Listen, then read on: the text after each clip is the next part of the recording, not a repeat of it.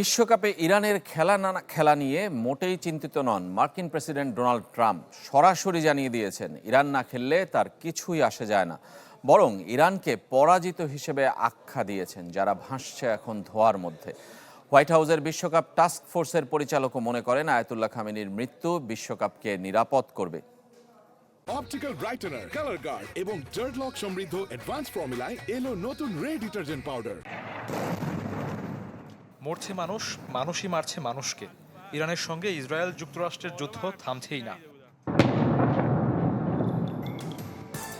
দুদেশের বিরোধ অনেক পুরনো, সেটা জেনেও মার্কিন মূল্যকে ইরানের বিশ্বকাপের 3 গ্রুপ ম্যাচ দিয়েছে ফিফা।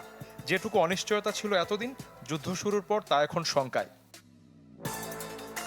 তবে তাতে কিছুই আসে যায় না যুক্তরাষ্ট্রের প্রেসিডেন্ট ডোনাল্ড ট্রাম্পের, বরং ইরানকে পরাজিত শক্তি হিসেবে আখ্যা দিয়েছেন তিনি।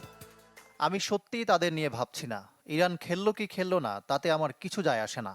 আমি মনে করি যুদ্ধে তারা বাজেভাবে পরাজিত হয়েছে। দেশটি এখন ধোঁয়ায় উঠছে। ট্রাম্পের মতাদর্শকেই ধারণ করছে হোয়াইট হাউস।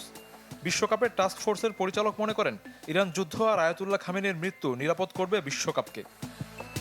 আমি মনে করি সন্ত্রাসবাদের পৃষ্ঠপোষক আয়াতুল্লাহকে নির্মূল করে ট্রাম্প অস্থিতিশীল পরিস্থিতি দূর করেছেন, আর যা কিনা আমেরিকায় বিশ্বকাপ ফুটবল দেখতে আসা লাখ লাখ মানুষ ও যুক্তরাষ্ট্রের নাগরিকদের নিরাপত্তা নিশ্চিত করতে সাহায্য করবে।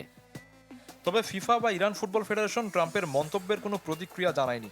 যুদ্ধ শুরুর পরদিনই বিশ্বকাপ বর্জনের ইঙ্গিত দিয়েছিলেন ইরান ফুটবল ফেডারেশন সভাপতি মেহেদি তাজ,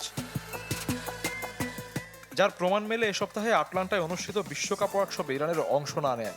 3 দিনের ওয়ার্কশপে মেডিকেল ফ্যাসিলিটিস, কমার্শিয়াল ও ম্যাচ আয়োজনের চিত্র তুলে ধরেন ফিফা কর্মকর্তারা।